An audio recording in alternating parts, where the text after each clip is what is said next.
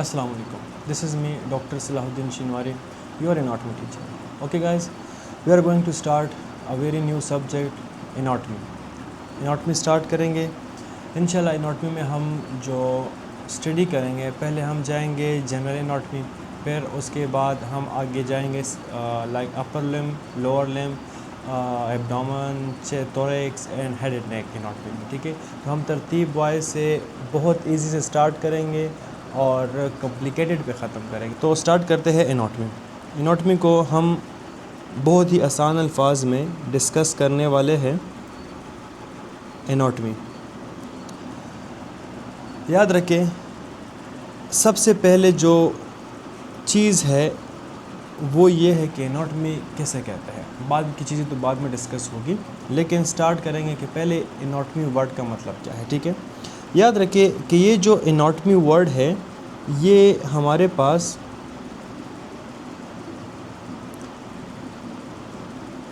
पास mainly दो word से बनता है. एक है एना और दूसरा है टॉमी. अब याद रखिए, एना का मतलब है अप एंड टॉमी का मतलब है कटिंग. सो होल वर्ड अगर हम देखें तो एनाटॉमी का मतलब है कटिंग अप समथिंग. ट्रेडिशनल पुराने ज़माने में लोग जो थे वो इस तरह डिफ़ाइन करते थे. ठीक है, कटिंग अप समथिंग. अब कटिंग अप का मतलब क्या है? अगर हम ह्यूमन बॉडी को कट करें, उसकी सेल, टिश्यू, आर्गन, सिस्टम, इनकी स्टडी करें, तो इसको हम क्या कहते हैं? एनाटॉमी कहते हैं. तो कटिंग अप का मतलब ये है कि अगर हम डायसेक्ट करें एक ह्यूमन बॉडी को, तो उसमें क्या क्या चीज़ें मिलती है और क्या क्या चीज़ें हमें दिखाई देगी, कौन कौन से स्ट्रक्चर्स प्रेजेंट है, इसको हम क्या कहते हैं? एनाटॉमी कहते हैं.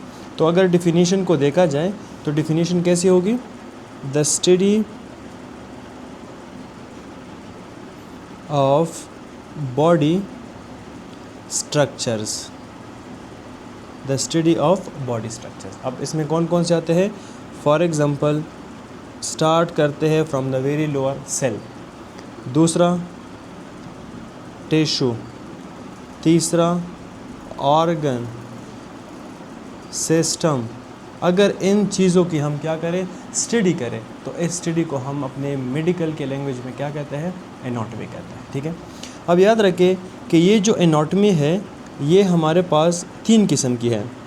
एक को हम कहते हैं ग्रॉस एनाटॉमी.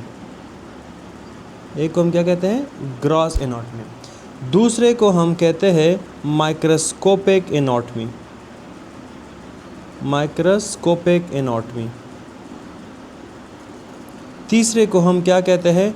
Developmental anatomy. ये मैं ऐसे ही समझा रहा हूँ ताकि बाद में अगर ये वर्ड आ जाए सामने तो आप लोगों को पता हो कि इसका मतलब असल में क्या है. ठीक है, अब ग्रॉस एनाटॉमी कैसे कहते हैं? ग्रॉस एनाटॉमी वो स्ट्रक्चर्स ह्यूमन बॉडी के जिनको हम स्टडी कर सकते हैं विद द आइज़, अपने आंखों के साथ, उसको हम क्या कहते हैं? Gross anatomy. सो याद रखें, structure visible to naked eyes. Structures visible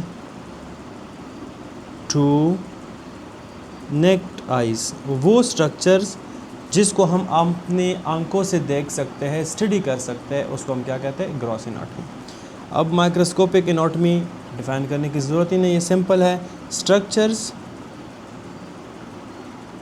which can be studied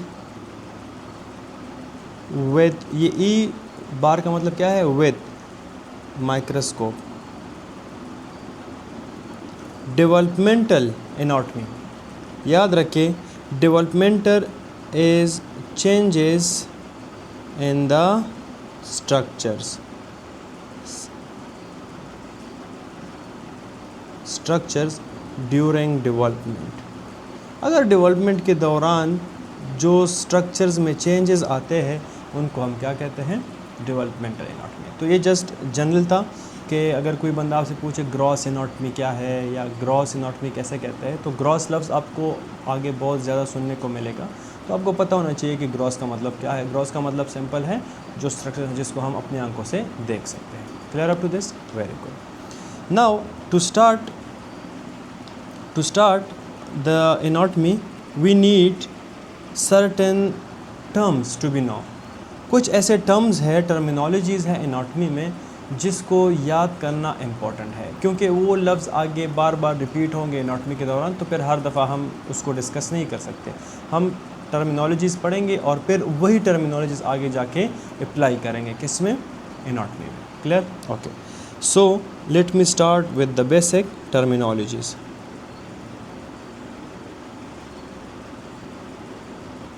okay guys, terminologies में सबसे पहला टर्म जो we used in anatomy it is itis. याद रखिए, आइटस जो वर्ड है, किसी भी वर्ड के लास्ट में अगर आइटस आता है तो इसका मतलब क्या है, इन्फ्लेमेशन। सो आइटस मीन्स इन्फ्लेमेशन। इन्फ्लेमेशन, ठीक है। एग्जाम्पल क्या है? एग्जाम्पल है गाइस अपेंडिसाइटिस, ओवियोइटिस, इसके अलावा आप लोग कह सकते पेरिकार्डाइटिस, आर्थराइटिस।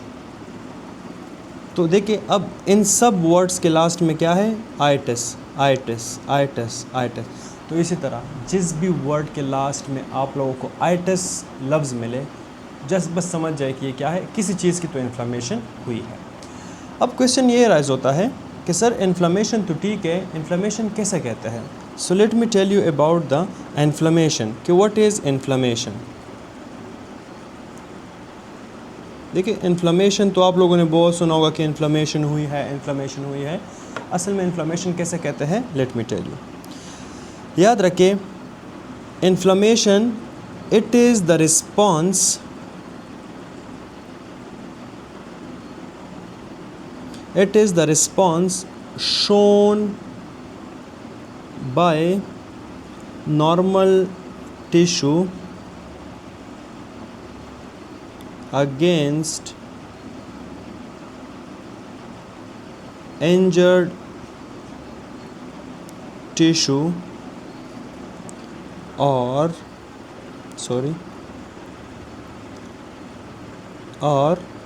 pathogen। कहते हैं कि जो हमारे नॉर्मल टिश्यूज़ है जिनको भी कुछ नहीं हुआ, अगर वो टिश्यू किसी ऐसी टिश्यू के लिए रिस्पॉन्स शो करे जो टिश्यू ऑलरेडी क्या हो, इंजर्ड हो, या कोई पैथोजन ने उस पर अटैक किया हुआ हो, तो उस नॉर्मल रिस्पॉन्स टिश्यू की उस नॉर्मल रिस्पॉन्स को हम क्या कहते हैं, इन्फ्लेमेशन कहते हैं। I hopefully it's very easy. The response shown by a normal tissue against the injured tissue और pathogen is known as inflammation. ठीक है, याद रखिए, इन्फ्लेमेशन को आप लोग पहचानोगे कैसे कि ये इन्फ्लेमेशन हुई है। इन्फ्लेमेशन के हमारे पास कुछ साइंस हैं। जब भी कोई टिश्यू दूसरी टिश्यू के लिए, इंजर्ड टिश्यू के लिए अपना रिस्पॉन्स शो करता है तो वो कुछ साइंस शो करता है, जिनमें हमारे पास एक है स्वेलिंग, दूसरा है रेडनेस। इसको हम आगे बहुत ज़्यादा डिटेल में पढ़ने वाले हैं, अभी सिर्फ ऊपर आप डिफिनीशन याद रखें, फिर इंशाल्लाह फ्यूचर में हम इसको डिस्कस करेंगे। Warmth, pain, loss of function and much more. These are some signs shown or presented during inflammation। जब कभी भी इन्फ्लेमेशन हो जाती है तो जो इंजर्ड टिश्यूज़ है उसके लिए क्या करते हैं, swelling, redness, warm, pain, function, ये सारे रिस्पॉन्स जो है इसको हम क्या कहते हैं, जो साइंस है, ये साइंस हमें यूजुअली कहाँ पे देखने को मिलते हैं, इन्फ्लेमेशन में देखने को मिलते हैं। Clear up to this? Very good. Let's come toward, ये ऊपर कैसे जाता है, let's come toward the second terminology which is ectomy। अब इसी तरह जिस तरह आइटस था, सेम टू सेम एक्टोमी, किसी भी लफ्ज़ के लास्ट में अगर आप लोगों को एक्टोमी नज़र आए तो इसका मतलब क्या है, एक्टोमी का मतलब है सर्जिकल रिमूव्ड। सो एक्टोमी का डिफिनीशन लेके स्ट्रक्चर या एक्टोमी जो टर्म है हम यूज़ करते हैं when a structure removed surgically, structure which is removed surgically.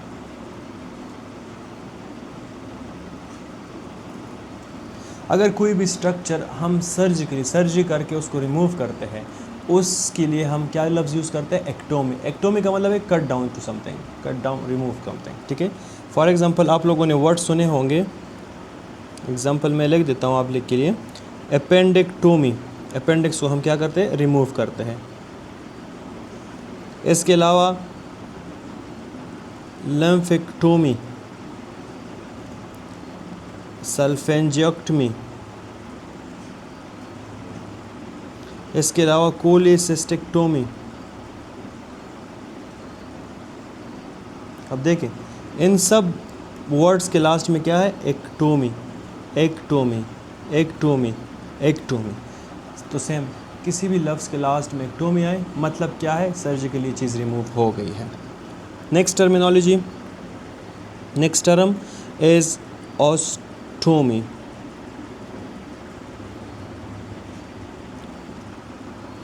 Ostomy का मतलब क्या है? क्रिएटिंग और making a hole in internal structures. अगर इंटरनल स्ट्रक्चर्स में हम कोई होल बनाते हैं, सुराख बनाते हैं बाहर से, उसको हम क्या कहते हैं? उस लफ्ज़ में, उस फिनोमेना में लास्ट में हम क्या यूज़ करते हैं? ऑस्टोमी, ठीक है। एग्जाम्पल क्या है? कोलोस्टोमी। अब देखिए इसके लफ्ज़ में लास्ट में क्या आया है? ओस्टोमी। तो इसका मतलब क्या है कि कहीं पे तो होल बना हुआ है, ठीक है। Next osteo. ऑस्टियो जो है ये एक सफिक्स है, हम यूज़ करते हैं for bone, suffix used for bone. आगे एनाटॉमी में जहाँ पे भी ऑस्टियो का लफ्ज़ आप लोगों को नज़र आए इसका मतलब क्या होगा? बोन, ठीक है। इसके अलावा जैसे कि अगर हम एक दो चीज़ें मैं आपको लिखवाता हूँ, आप लोगों ने बहुत दफ़ा सुना है ऑस्टियोब्लास्ट, दूसरा ऑस्टियोक्लास्ट। अब इस वर्ड को अगर हम डिवाइड करें तो इसमें दो चीज़ें हैं, एक है ब्लास्ट, एक है क्लास्ट, और तीसरा है इसमें ऑस्टियो। अब देखिए इन तीन वर्ड्स को याद रखें हमेशा के लिए, जब भी आप लोगों को नज़र आए तो इसका मतलब क्या होगा? ऑस्टियो एज आई मेंशन, इसका मतलब होगा बोन। जिस भी वर्ड के लास्ट में ब्लास्ट आता है, ब्लास्ट, ठीक है, तो एरेथ्रोब्लास्ट, ऑस्टियोब्लास्ट, ठीक है। इसी तरह जिस भी लफ्ज़ के लास्ट में ब्लास्ट आता हो तो इसका मतलब क्या है? Immature cell. जो भी सेल इमैच्योर होता है, मैच्योर नहीं होता, इमैच्योर होता है, तो उसके लिए हम ब्लास्ट वर्ड यूज़ करते हैं। अब अगर मैं बोलूँ ऑस्टियोब्लास्ट तो मतलब ये बोन के सेल्स हैं लेकिन इमैच्योर सेल्स हैं। तीसरा क्लास्ट, क्लास्ट का मतलब है मैच्योर सेल्स, यानी अगर सेल्स क्या हो जाते हैं? मैच्योर हो जाते हैं। नो सॉरी मिस्टेक,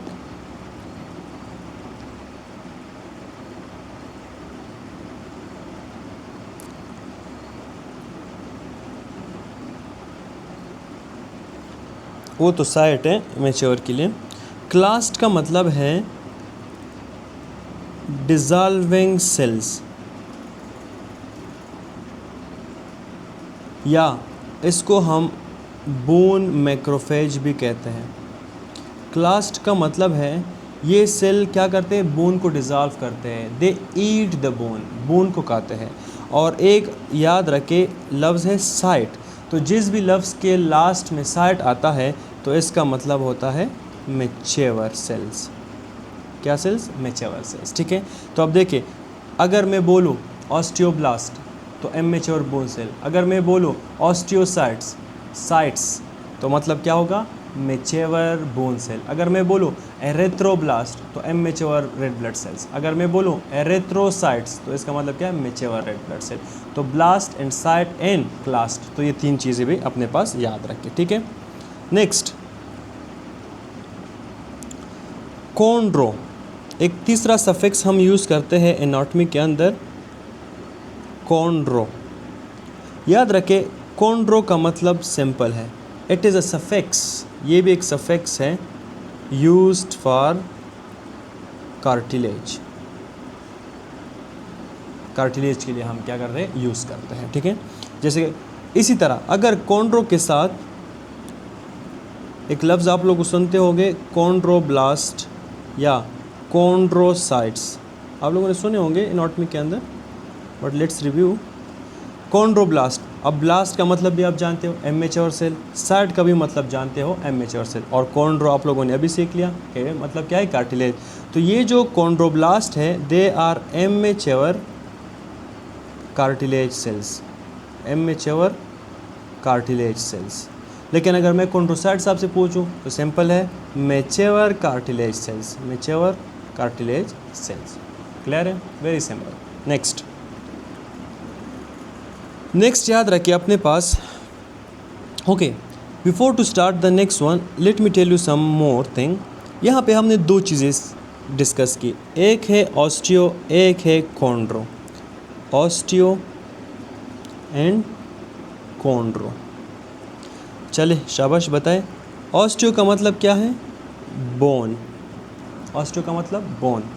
कॉन्ड्रो का मतलब क्या है, cartilage. Simple. Now let me tell you what is the difference between bone and cartilage. तो लेट्स डिफरेंशिएट बोथ। बोन के बारे में याद रखें, they are harder connective tissue. जो बोन्स है ये कनेक्टिव टिश्यू है, कौन से है, हार्ड कनेक्टिव टिश्यू है। Same chondrocytes means cartilage, cartilage भी हमारे पास क्या है, कनेक्टिव टिश्यू है, दोनों कनेक्टिव टिश्यू है। लेकिन फ़र्क क्या है, एक हार्डर कनेक्टिव टिश्यू है और दूसरा सॉफ्टवेयर कनेक्टिव टिश्यू है, ठीक है। नेक्स्ट, जो बोन है हमारे पास, it is a rigid structure, rigid structure. लेकिन अगर आप कॉन्ड्रोसाइट्स देखें, कार्टिलेज देखें, so it is a soft and elastic structure, soft and elastic structure, ठीक है।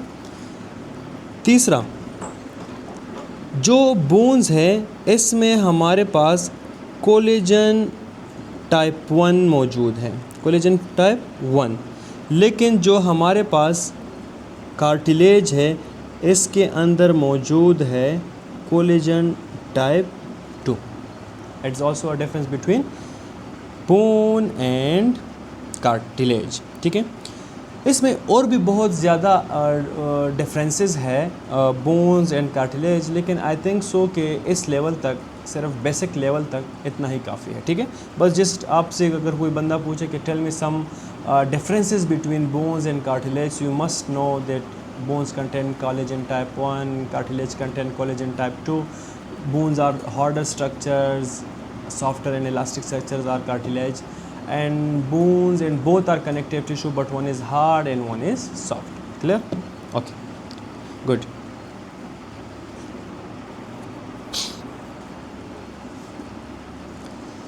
Okay, अब देखें यहाँ पे मैंने एक बात की है कि कार्टिलेज हमारे पास क्या है, टाइप 2 कोलेजन है। ओके, अब देखें इसमें एक एक्सेप्शन है, याद रखें जितनी भी कार्टिलेज है, all cartilage of body are made up of collagen type 2। Body के अंदर जहाँ पे भी आप कार्टिलेज देखने को मिले, they are type 2 accept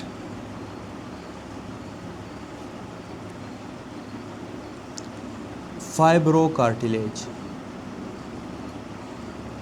accept fibrocartilage, और फाइब्रोकार्टिलेज के अंदर हमारे पास क्या है, टाइप 1 है, बाकी सब में क्या है, टाइप 2 है। तो ये एक एक्सेप्शन अपने पास याद रखें, ठीक है। Okay guys, next let me tell you another terminology in anatomy, which is number 6, right, and it is abduction.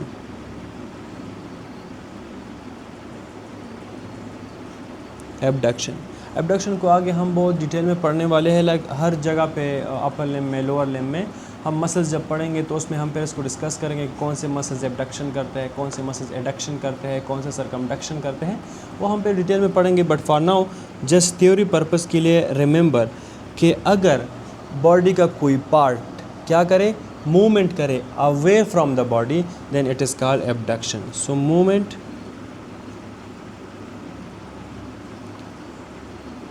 away from the midline of body,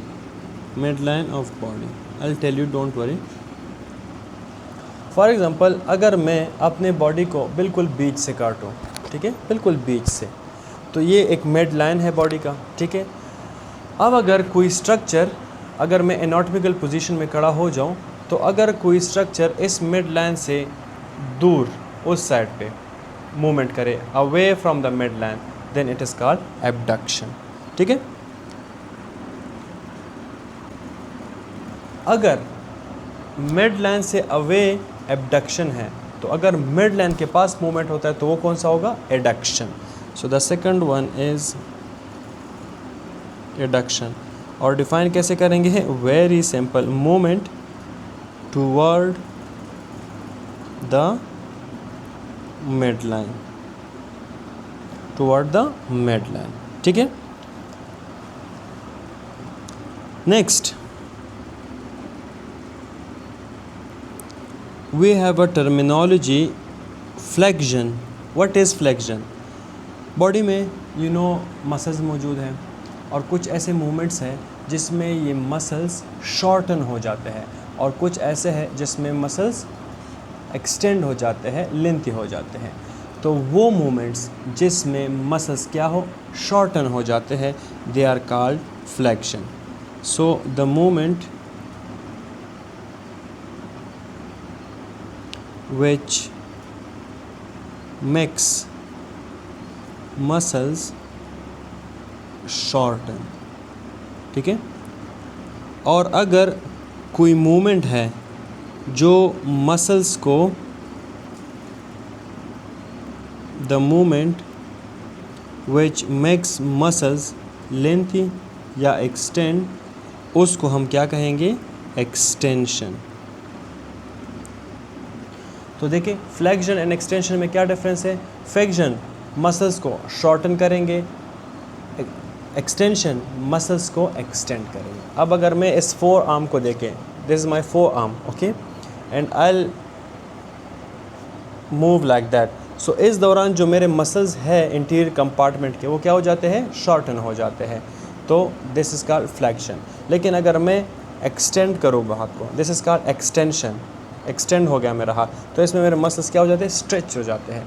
तो वो मूवमेंट जिसमें मसल स्ट्रेच हो जाते हैं, लेंथी हो जाते हैं, इट्स कॉल्ड एक्सटेंशन। और वो मूवमेंट जिसमें मसल्स शॉर्टन हो जाते हैं, they are called flexion. Clear? Next,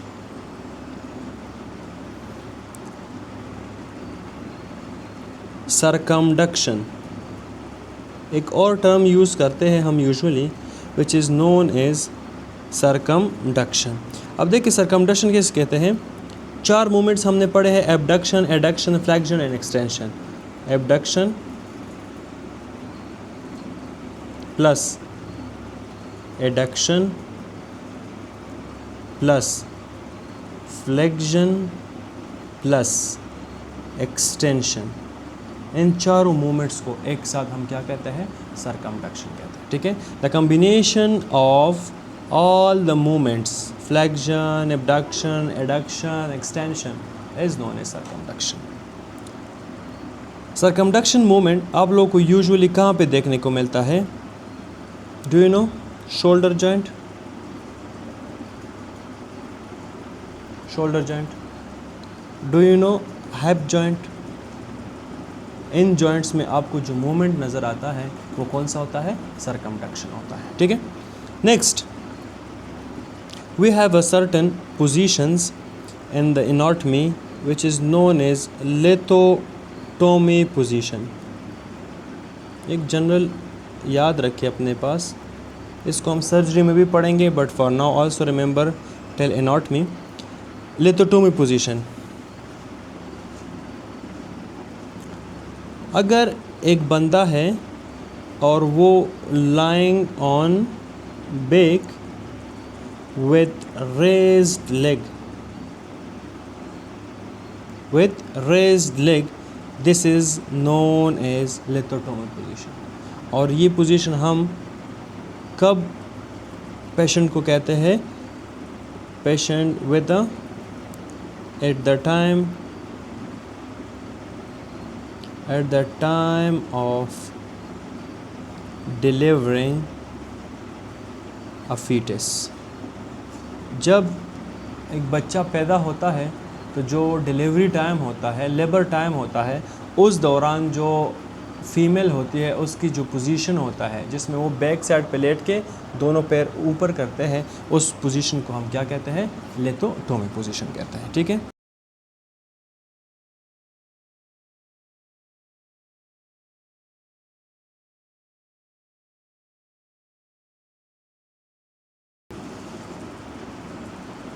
This position is known as lithotomy position.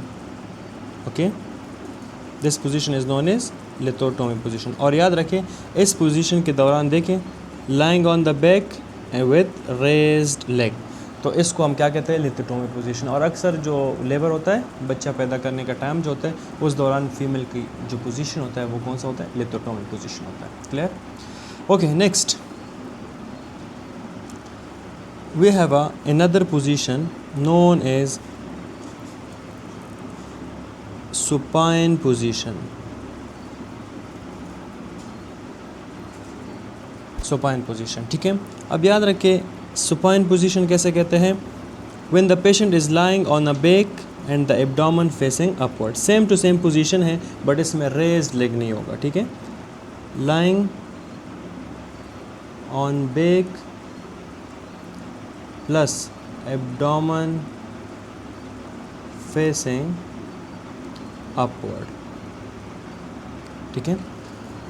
एक और पोजीशन है जिसको हम कहते हैं prone position.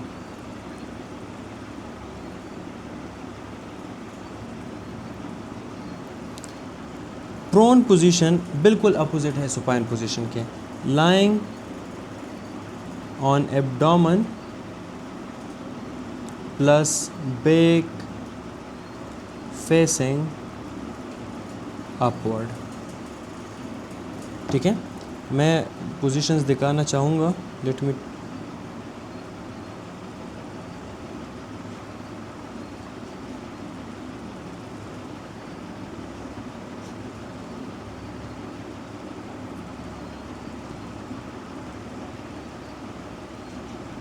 it is not spine, it is supine. Sorry guys, shit. Supine position, here it is. दोनों एक ही page पे लेके आते हैं।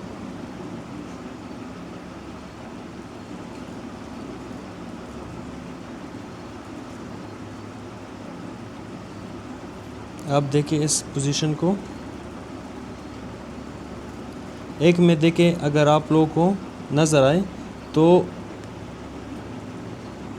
Abdomen facing upward and lying on a back, lying on back, abdomen facing upward. दूसरा देखें lying on abdomen and back is facing upward. So इस position को हम क्या कहते हैं? प्रोन पोजीशन कहते हैं। Clear up to this? Okay, next we have a anatomical position. This is the very important anatomical position, और ये हम आगे बहुत ज़्यादा यूज़ करने वाले हैं। एनाटॉमिकल पोजीशन, एनाटॉमिकल पोजीशन को डिफ़ाइन करने के लिए again I need an image. Now listen to me guys. इस पोजीशन में कुछ चीज़ें हैं जो आप लोगों ने याद करनी है। और अक्सर लोग एनाटॉमी के अंदर, एनाटॉमी वाइवा में भी आपसे अक्सर एग्जामिनर पूछता है कि बेटा what is the anatomical position, ठीक है। सो याद रखें इसको। एनाटॉमिकल पोजीशन में देखें वो पोजीशन जिसमें बंदा स्ट्रेट खड़ा होगा, स्ट्रेट, नंबर 1 स्ट्रेट होगा। दूसरा, palm facing forward.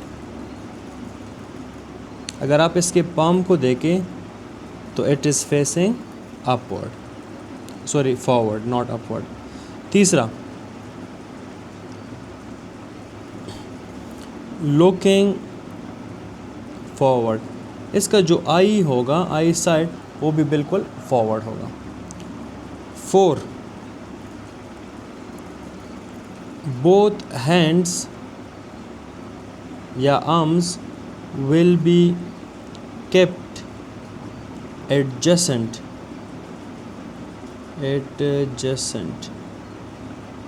to body। दोनों जो हाथ होंगे बिल्कुल फॉरवर्ड फेसिंग होंगे और बॉडी के साथ टच होंगे, एडजेसेंट होंगे, ठीक है।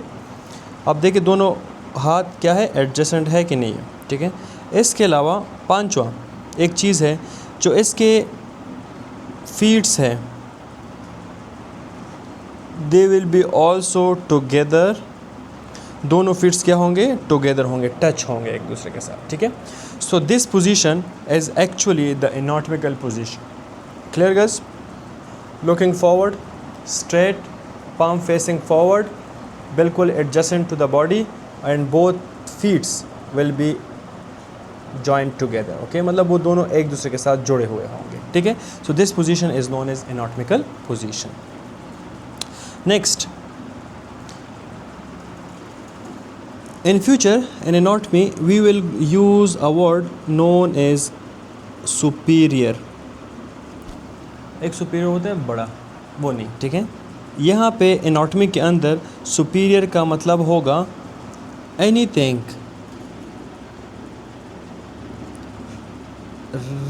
Near, not related, sorry, anything near to skull. जो भी चीज़ स्कल के करीब होगा उसको हम क्या कहेंगे, सुपीरियर। जैसे कि अब आई से कि nose lying superiorly to the mouth. अगर माउथ और नोज़ की मैं बात करूं सो आई कैन से कि नोज़ इज़ सुपीरियर, क्योंकि ये स्कल के करीब है, nose is superior to mouth. अगर माउथ के साथ मैं इसको कंपेयर करूं तो नोज़ क्या है, सुपीरियर है। अब क्यों सुपीरियर मैं इसको कह रहा हूँ, क्योंकि it is near to the skull. दूसरा एक वर्ड हम यूज़ करते हैं इन्फीरियर। इन्फीरियर का मतलब क्या है, एनीथिंग अवे फ्रॉम स्कल। जो भी चीज़ स्कल के से दूर होगा उसको हम क्या कहेंगे, इन्फीरियर। अगर फिर से मैं नोज़ और माउथ को कंपेयर करूँ, so mouth is inferior to nose, mouth is inferior to nose. Mouth जो है इन्फीरियर है, अवे फ्रॉम द स्कल है इज़ कंपेयर टू नोज़, ठीक है। Next, we will use a word interior in future. और interior हम बहुत ज़्यादा यूज़ करने वाले हैं, इस चीज़ को याद रखें। Anything lying at the front of the body, this is called interior. हमारे बॉडी का जो फ्रंट है इसको हम क्या कहते हैं, इंटीरियर कहते हैं। और जो स्ट्रक्चर्स फ्रंट पे मौजूद है they are also known as interior structures. अगर मैं एनाटॉमिकल पोजीशन में खड़ा हो जाऊं तो यहाँ पे जो मसल्स मेरे पास मौजूद है, ठीक है, मैं इस पिक्चर में आप लोग को दिखाना चाहूँगा। देखें यहाँ पे जो मसल्स मौजूद है, these muscles are known as interior muscles, क्योंकि they are lying on the front, they are lying on the front. Next, interior के बारे में मैं लिखूं, present structures present on the front, structures present on front. Next है हमारे पास posterior, एक और टर्मिनोलॉजी है पोस्टीरियर। पोस्टीरियर का मतलब क्या है, structures present on back. Back side पे जो भी चीज़ें आती है दे आर पोस्टीरियर। अगर मैं एनाटॉमिकल पोजीशन में खड़ा हो जाऊँ तो दिस इज़ एंटीरियर मसल्स, यहाँ पे जो मौजूद होंगे वो क्या होंगे, पोस्टीरियर होंगे। तो any structure on the back side posterior, any structure on the front side anterior, very simple. Next,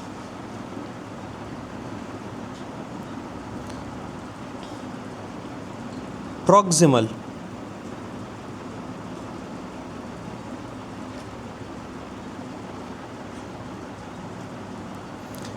anything near to attachment site. देखिए सुपीरियर और प्रॉक्सिमल में बिल्कुल कंफ्यूज नहीं होना। सुपीरियर हम स्कल को रख के यूज़ करते हैं, लेकिन प्रॉक्सिमल जो है वो हम अटैचमेंट की बेस पे यूज़ करते हैं, ठीक है।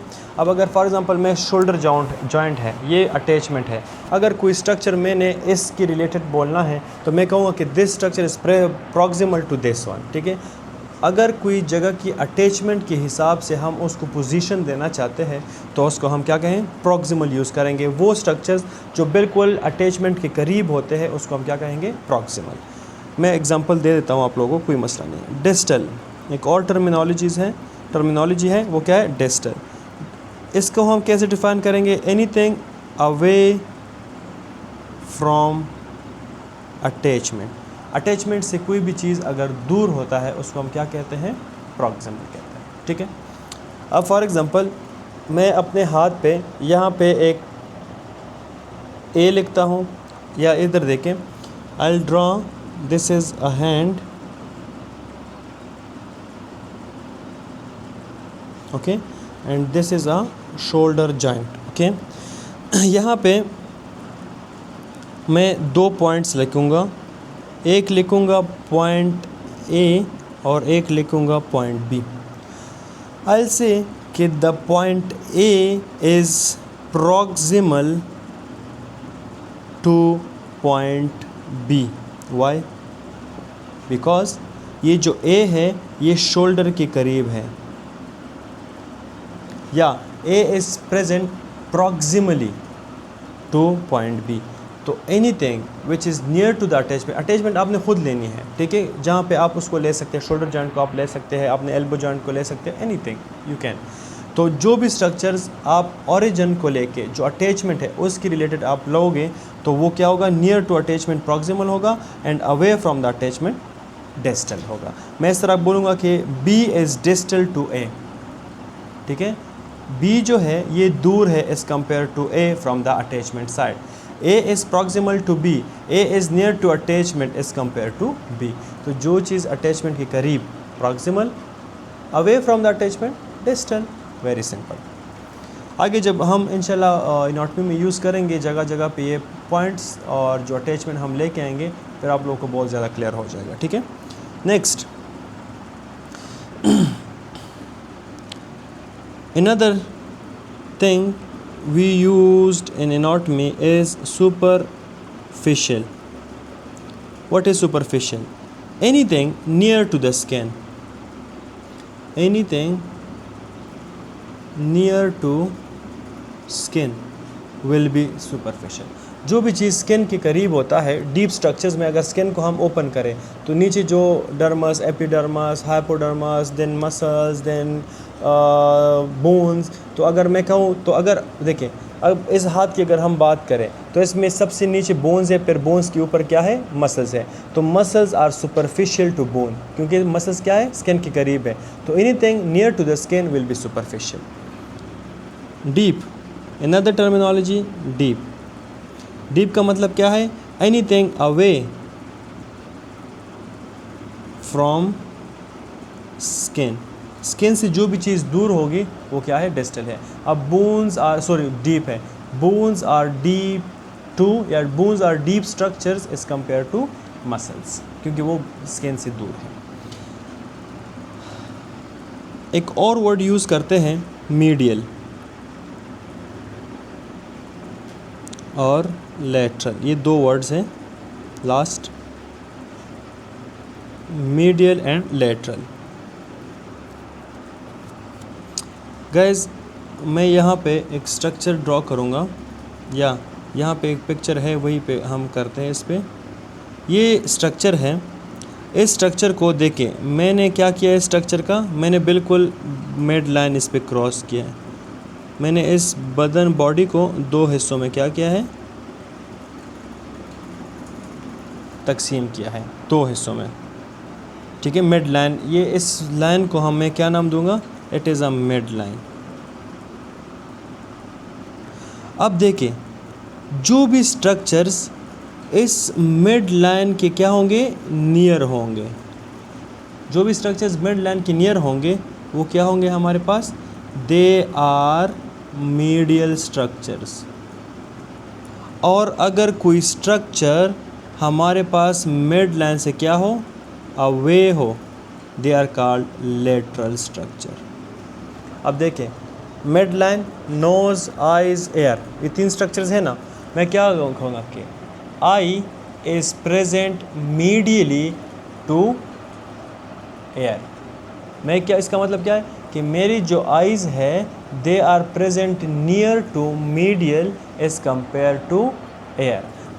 सिंपल अल्फाज में ऐसे बोलते हैं, लेकिन अगर आप एनाटॉमी की ज़बान में बोलोगे तो फिर क्या, आइज़ या eye is present medially to ear, eyes is present medial to ear. Eye जो है मिड लाइन के करीब है एज़ कम्पेयर टू एयर। हाँ, दूसरा lateral, ears are lateral to eyes, ears are lateral to eyes. Ears जो है वो मिड लाइन से दूर है as compare to eyes. So इसी तरह जो टर्मिनोलॉजीज़ हैं हम एनाटॉमी के अंदर यूज़ करते हैं।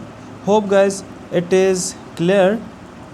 उम्मीद है ये चीज़ें सिंपल थी, इतनी मुश्किल नहीं थे। इंशाल्लाह इन चीज़ों को हम आगे जब मज़ीद डिस्कस करेंगे और इनको आगे मज़ीद हम चीज़ों में अप्लाई करेंगे एनाटॉमी के अंदर, तो इंशाल्लाह ये बहुत आसान हो जाएगा आपको लिए। और मैं चाहता हूँ कि ये एनाटॉमी आप लोगों को ऐसे पढ़ाऊँ कि बिल्कुल आप आगे डॉक्टर बन के सारी ज़बान जो बोले वो एनाटॉमी वाली ज़बान बोले। तो इंशाल्लाह इसको हम इजी से इजी बनाएंगे और इसको आगे लेके जाएंगे, ठीक है। तो मीडियल का डिफिनीशन आप अपने पास नोट करें, structures near to mid line, और lateral structures near to structures